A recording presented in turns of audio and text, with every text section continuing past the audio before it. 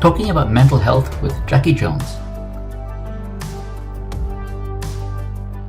So hello and welcome, and I'm having a chat today with Jacci Jones from Jacci Jones Psychotherapy and Coaching, and we're going to have a quick talk generally about mental health, what it is, and essentially just to have the benefit of some of Jacki's wisdom and experience over how she finds working with people who may have mental health difficulties and supporting them, and get the benefit of her experience. And Jacci, besides running Jacci Jones Psychotherapy and Coaching, she's done a lot of online courses for our platform and for her own platform, which you can find at jaccijones.co.uk. And she also is the co-founder of Parent Plus. Is that correct? Yes. Yeah. And so, you can look her up after this. We'll have the links for you at the bottom. And if there's anything that sort of affects you or makes you wonder or you want to know more about, the information will be there. So welcome, Jacci. Hello, nice to be here. Thank you for having me. So just for you to kick off, it's, this has been recorded now during the time of COVID-19 epidemic, and for the benefit of the future people looking back, because I'd be thinking, wow, you lucky sods, you don't know what's coming towards you, or looking back saying, wow, that was horrible. It's been on a lot of people's minds is mental health, and it's been bandied about a lot. But generally, just so we have a level set, how would you personally describe or define mental health yourself? Mental health is something that we all have. I think Sydney Banks had a lovely quote, something about we're all, as human beings, we're all in the middle of mental health. And it ebbs and flows. Sometimes our mental health is in a good place and sometimes it's not in a good place. But that's part of being a human being. I wouldn't say I don't like, but when people talk about mental health issues or mental illness, it puts a negative slant on it. I think the important thing is that as human beings, we all have mental health, just like we have physical health. You can break a leg or have a cold and your physical health will be impacted. Same as you can struggle sometimes with anxiety, stress and overwhelm, and it will impact your mental health. But it doesn't necessarily mean that you haven't got an appropriate level of mental health. It's always there. It's part of who we are. Okay. So what would you think, you said you didn't like to sort of hear the words like issues around mental health and mental health issues, but what are you finding coming up in your day-to-day at this moment in time that people might be coming to you about, with regards to their mental health being, not so good or as good as normal for them? Is there any sort of recurring things you're finding? Yeah, I think because we are in the midst of a global pandemic and at the moment we're kind of just coming out of lockdown, so we've been at home for 12 weeks now. The children have been out of school, so there's been a lot of stress and overwhelm around normal living, or what has become the norm over the past 12 weeks. So relationship issues, the husband and wife maybe be at home, they're on furlough, they're not going out to work, so it's unprecedented times and there's lots of changes that have happened. That, along with anxiety, all the unknowns, the what ifs. I think as human beings we like to be in control of our environment, and unfortunately this has just proven 100% that we're not in control, and that can be really unsettling for some people. Is there any sort of tips or techniques that you'd normally recommend to people who would be finding either the anxiety or the difficulties coming out down to the lockdown for the last number of weeks? So is it something that has worked for you, or that you find maybe it doesn't work for people, works for other people, depending who they are, what you'd suggest? Yeah. One of the things I often talk to people about is our state of mind, which again is something that as human beings we all have. And if you imagine an escalator that is just travelling up and down constantly, we go up one, we come down the other. That's kind of like our state of mind. And it fluctuates moment to moment, hour to hour, day to day. So being in the midst of this pandemic, we can be absolutely fine with it. It's not really impacting on us, and we're going about our normal business to a certain extent. and then something will happen and our state of mind drops a little. So we start to question, well, what if this lasts longer than it is doing? What if somebody I know gets ill? What if my children go to school and they catch something and bring it home? What if? And that can put our state of mind in a less healthy place, let's say. And it's about knowing that you will get back on that escalator and come back up. It's not that we stay at the bottom of the escalator for, the rest of our life. Normal human emotions ebb and flow. And that's just how it is. So once we know that, once the magic has been took out of, mental health and everything, it becomes easier to cope with. So I would say just be curious and not critical. It's okay to not be able to cope sometimes. That doesn't mean that we're not coping all of the time. We tend to have very black and white thinking when we're not in a good frame of mind. Either I'm a brilliant parent or I'm a rubbish parent. I'm a fantastic partner or I'm a rubbish partner. But there's a huge grey area in the middle. So it's just about exploring that.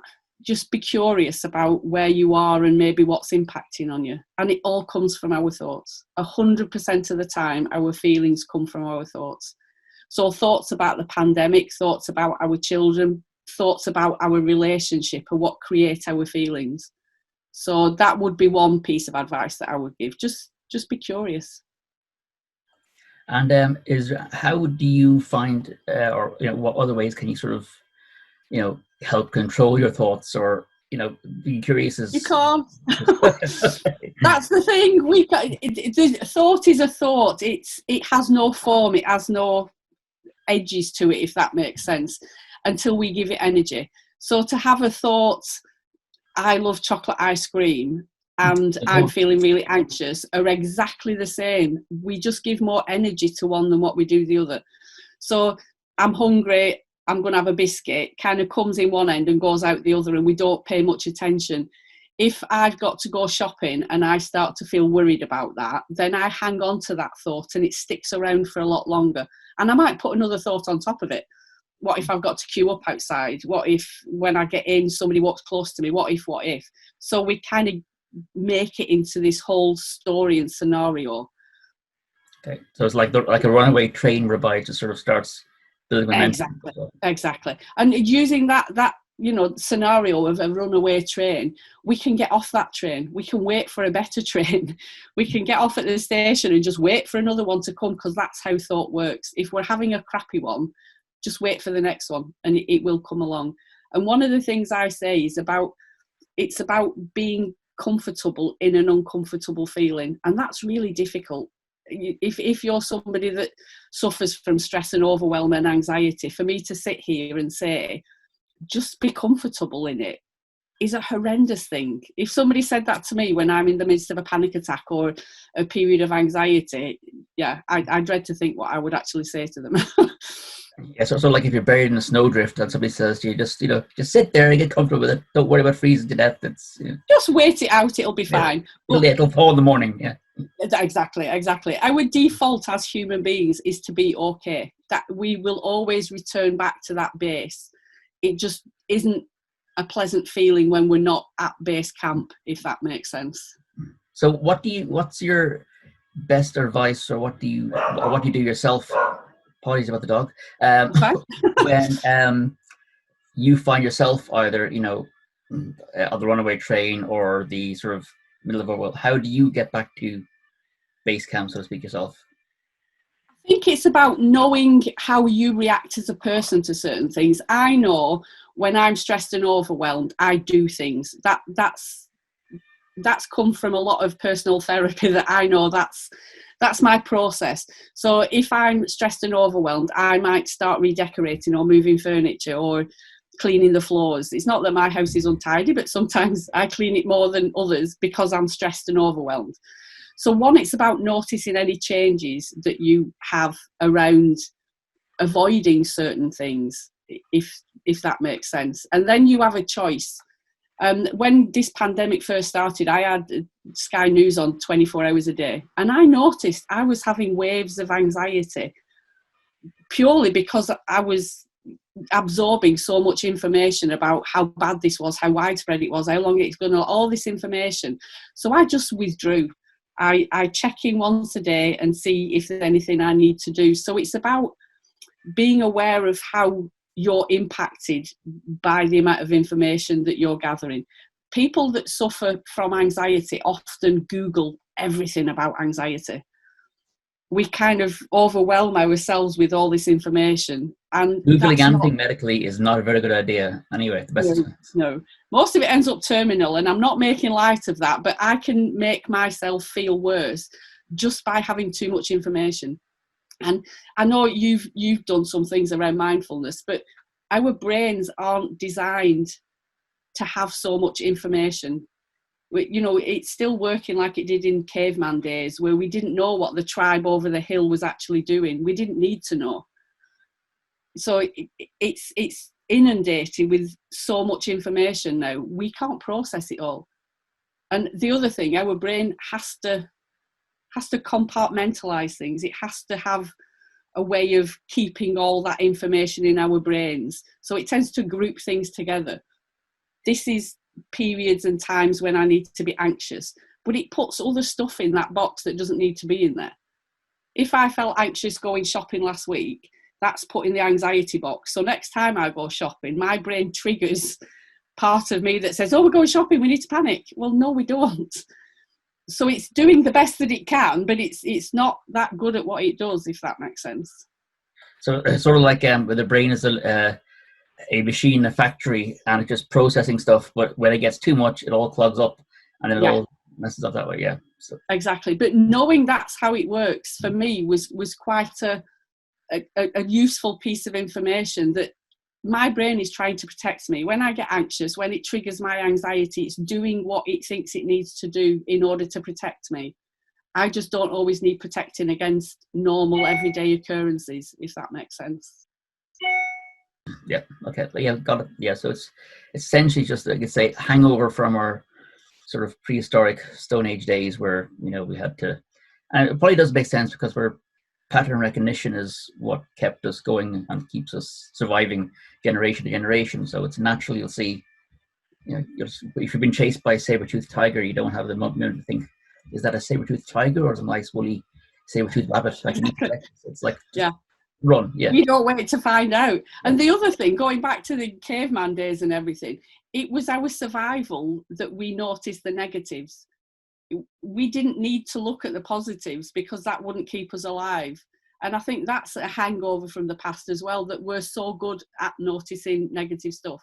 If I've asked my son to tidy his bedroom, I know I can walk in and I can point out everything he hasn't done as opposed to all the good things that he has done. That's part of being a human being as well. And that takes some training to get out of, to be grateful, to have gratitude and compassion for people, because it's easier for us to be negative about stuff.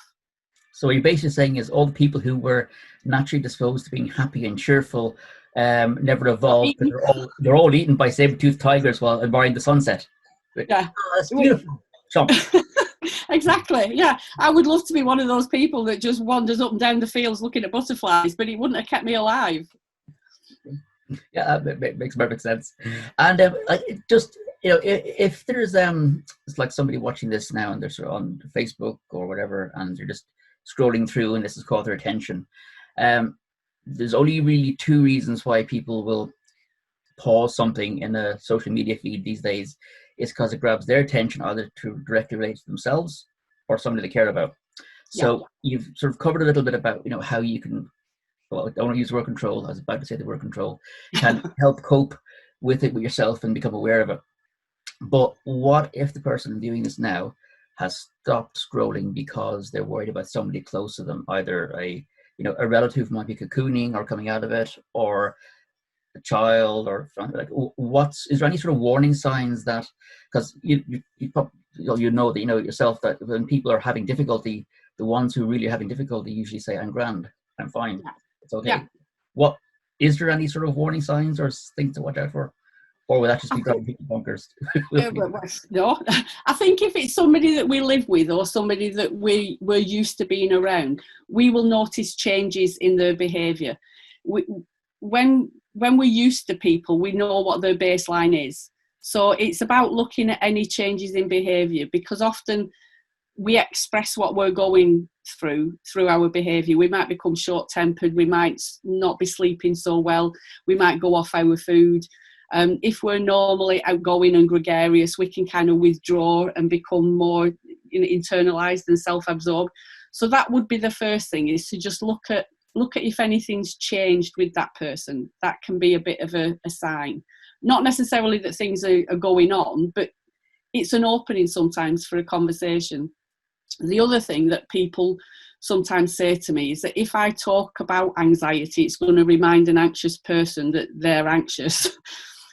That isn't going to happen. I think the more we talk about mental health, we talk about depression, we talk about overwhelm and worry and anxiety, it normalises that behaviour, because it is part of being a human being. There will be times where we're not feeling that well, and having the conversation with somebody and normalising it allows them to feel more comfortable talking about it. So if you're a parent of an anxious child, sometimes we want to avoid the anxiety, especially if they're having a good day, whereas that's the exact time that we should be talking about it. When somebody's anxious, it's all emotional. They're not thinking logically. The brain is kind of shut down because they've gone into fight and flight mode. So you can't have a conversation with them about how they're feeling, what do you need me to do, but you can afterwards.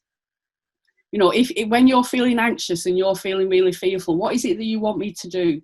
How can I help you? Is there anything that I can do that's going to support you through it? And often it's just being alongside them. They don't want you to fix them. They just need you to know what they're going through and support them in their journey, if that makes sense. What do you do with the just for the topic of a young child? I'm just thinking of some kids I've known that age where when you might ask them on a good day, what can you do, and the answer is nothing. It's sort of like Dara Hara from Gone with the Wind, like drama. It's like I'm going to be sad forever. And I need that. May be the case like with a 4-year-old or 5-year-old's personality, but it's going to be very hard if you don't have the vocabulary to recognize, and I know from some of the clinical team that when they're trying to work with very young kids, they spend a lot of time giving them the words to express, that the pain or this is sore, etc., whatever.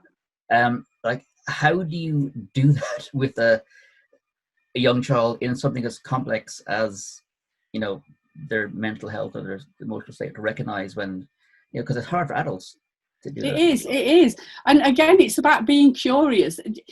One of the things I say when parents and children come to me is for the parents to get to know themselves and get to know how they feel in certain situations. Emotions can be really complex and get mixed up. Feeling excited starts off very similar to anxiety, only one's excitement and one's anxious. So it's about, when I'm packing my suitcase, getting ready for going on holiday, and I can feel that excitement building in my stomach, talk about that fizzing, talk about that butterflies, talk about the feelings that are going on, give it a colour. You might say, I've got wobbles in my stomach. To a child, that would make sense. Whereas if you're saying, I'm starting to feel anxious, I ain't got a clue what anxiety means. So, but if you can talk openly about what you're feeling, then they can start to. It might be that children that are anxious have headaches. It might be that they get stomach pains. It might be that they get an upset stomach and need to go to the toilet a lot. It's about just normalising changes. If you're doing exercise, get them to notice that the heart rate speeds up when they're exercising. Get them to put the hand on the heart and feel it calming down. That can be something that when a child's anxious or overwhelmed, they can start to notice the changes in the body. So it's just about us knowing what happens for us, that we can then kind of connect with the child, give it a colour, give it a name. People sometimes talk about the anxiety monster, which I'm not 100% swayed on that one, because I would much rather children be friends with their anxiety. It's going to be with them forever. We cannot get rid of anxiety. It's a human survival mechanism. Yeah, So it's we're kind monkeys of, with anxiety, basically, is what I heard one exactly. doctor describe us. It's about thanking it for doing what it needs to do, but just kind of saying, you don't need to bother, I'm okay. It's going to keep popping up and down every so often, but we can just thank it for doing what it does, but kind of say to it, not right now, I don't need you. So, you know, make up stories about how you felt when your first day at school. It doesn't need to be specifically around mental health. It can be more about thoughts, feelings, and behaviours. It's more like sort of leading by example than sort of telling what to do. Because Yeah, I've noticed a lot of just on the topic of like children and mental health, that a lot of schools and classes are now really like either for good or for not so good motivations. They're getting into like sort of whole health, well-being, etc., and they're bringing things like mindfulness, yoga, etc. You know, sometimes whether the teacher or the children want it or not. And what they do is there's all this homework going home for parents. And I remember having a conversation myself um, last year before last, with a principal in a school who was basically saying we're doing all these great, wonderful things, and the parents can get involved and help. And I was asking, well, how are you supporting the parents? Because you send home, like I think it's probably the first challenge that teachers have had since maybe the mid 50s or 60s, where they have to teach the children something the parents don't innately know. So if you remember after the Second World War, in that way, when they started bringing the NHS over there in the UK, and they reformatted how education works, a lot of times teachers sent home handwriting to parents who would not be literate. right. So the kids would be learning something that the parents could not support, but the teachers adapted how they done it. They knew their support wouldn't be at home. But now it's normal if you're doing mathematics, even something like algebra, you know, this goes home, and the parents, for the most part, you know, barring a very small number of exceptions, can find a way to help them. The same thing for history, geography, whatever, and mental health, and uh, those things were being sent home for homework in the same way. But it's back to 1950s, 60s again.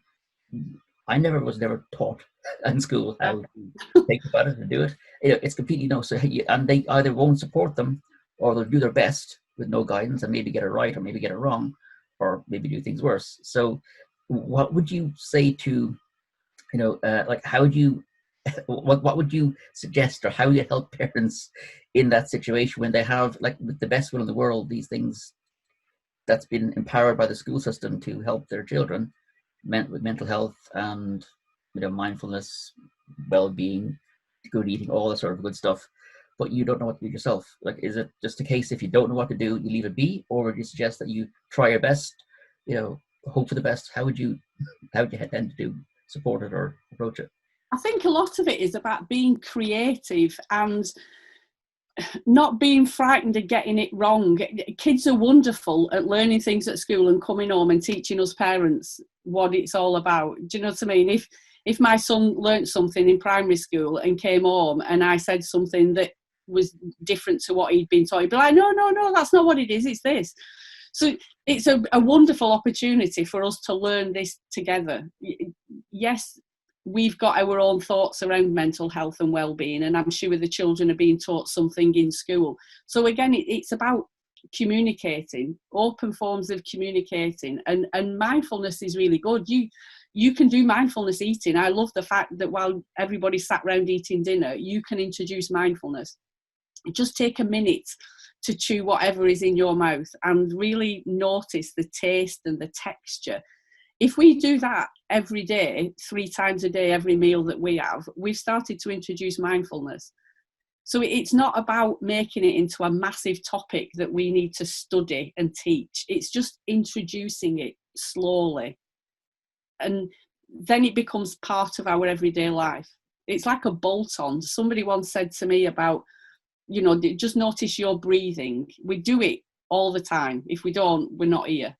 So every time your phone rings, before you answer it. Every time you get a text, just take a really deep breath before you look at that text. and you've done mindfulness. And if you do that every time your phone dings, you'll probably do an hour of mindfulness a day without even putting the effort in. Yeah, absolutely. Yeah, for space on the phone dinging, yes, absolutely.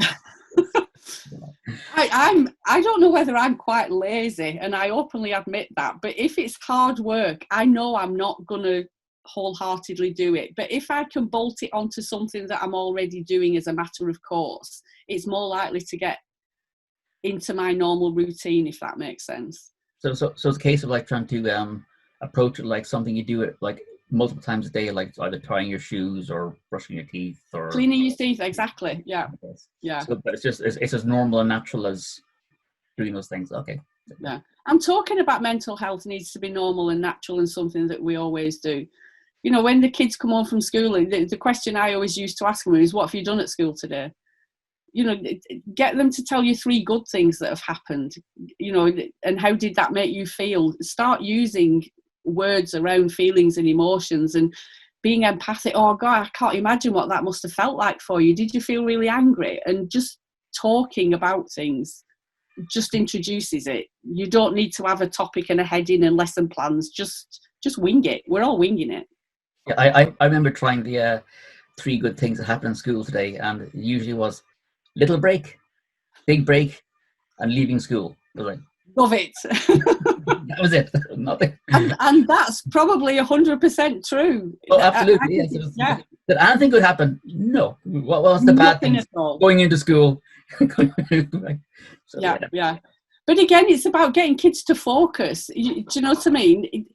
I have no doubts that if you continue to do that and you say 3 good things that happen to you, they will get used to what is this? You know, Dad's throwing something new at us and I've no idea what he's on about. My kids used to hate it when I went on training courses because they knew when I came home, I was going to suddenly start introducing all this different stuff to them. But yeah, I just got used to doing it and they got used to me doing it too.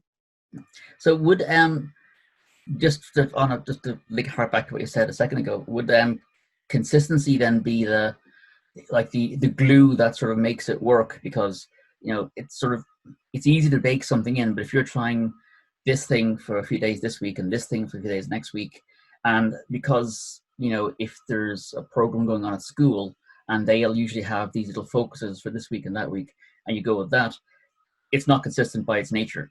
So Yeah. You know, would your suggestion be to just pick 1 or 2 things and just run with it and then go for that way, or to be to try and you know, be a bit more structured with how? Because I know you said winging it was the way. Yeah, I wing it. That's my phrase for everything. I wouldn't say that there's a right or a wrong way to do this. One, it depends how your children respond to it. Some kids will pick it up and run with it, and they'll come to you and remind you, we haven't done mindfulness today. We didn't do mindfulness eating, which is brilliant. The other thing is I don't want to encourage people to take on more work if they're feeling overwhelmed themselves. So it's okay to not do it every day. It's okay for you to drop it when you're not in a good place. And don't be too judgmental and critical about yourself, because that's not going to help anybody. So yeah, I don't think there are any hard and fast rules. Life gets in the way sometimes. We have the best of intentions. Doing a gratitude journal is quite good for some children, depending on what age they are. They can draw a picture or write things down, and it just gets the frame of mind into a more positive mindset, a growth mindset. They can look back on it and think Monday was pretty rubbish, but Tuesday was fantastic. I got top marks at school and my best friend was there and we went playing together. So it's just getting them to see that things ebb and flow. And I suppose that probably the hardest thing is to take the non-judgmental part back, because I know just from a gratitude journal point of view, you know, if the kid's got less than ideal writing, your first step is saying that doesn't look like a C, it looks like a G, and then suddenly you're out of the frame of that negativity again. It's that noticing all the negative stuff. You know, for some kids, the fact that they've picked up a pencil takes so much effort. It's not always about the outcome, it's not always about the result, it's about the effort that we put in order to get to where we are, if that makes sense. So, and the other thing I always say to parents, which sometimes they look at me a bit weird, is that we can praise our children for the things they're not doing as well as the things they are. So if you've got a child that expresses anxiety or overwhelm through behaviour, and they might stomp around the house and pick up a few things and throw them, we can praise a child for not throwing something, by saying things like, I can see that you're feeling really, anxious at the moment and your emotions are overflowing and you've not thrown anything. That's absolutely brilliant. You're not going to remind them to pick something up and throw it. Yeah, so sometimes it's about just tweaking and doing things what they least expect in that moment. Finally, is there anything that you you think generally that you would sort of give as a parting message to anybody listening to this, as to if they've been thinking about what you've been talking about, or it's something that's maybe affecting themselves or a family member, where would you think they should pop onto next, or what would you suggest that they do after listening to this? Is the first or second thing to do is like go off and do a course somewhere, read a book, or even just take 10 seconds and just live, just chill and be, what would be the all of the above? Again, it depends what sort of person you are. I'm a logical person. I like information. So I know if I'd sat and listened to something like this, I would have replayed it and gone back and studied it and looked for things that I could Google and learn about. If that's who you are, then that's fine to do it. If you're a person that just wants to scroll on Facebook and find little snippets, then that's okay to do as well. We're all unique and different people. Some people like learning lots of information. Other people just like dipping in and out. Again, it's about being curious who you are and what works for you. So yes, there are some fantastic courses out there. There's lots of free things at the moment, especially around mindfulness. You can download mindful apps. I think Headspace is quite a good one. There's lots of things available for children, but just don't get hung up on having to get it right and having to be perfect at mental health. And we get scored and we graduate and yes, everything's fine. That's not how it works. It's just about understanding that being a human being means that our emotions and feelings ebb and flow, and it will pass. Yeah, so I'm not sure if that answered the question. Yeah. Well, I sort of don't beat yourself up about it if things don't work. Yes. Yeah. We will all come out the other side of this. However, things might be different. We might feel different, but we will come out the other side. And we do the best that we can with what we've got available in this moment. If I look back 12 months ago, how I was and the knowledge that I had, it was completely different to how I am now. I sometimes think that with people that are authors and write books, that we're all reading now that was written 20 years ago, that person will have completely changed from who they were when they wrote that book 20 years ago. And that's okay. That's what we do. Okay, well, look, thank you very much for your time, Jacci. That's been It's been brilliant. Hope everybody listening has found it useful. And we'll see you again soon. Thank you very much. If we let ourselves live in the moment now.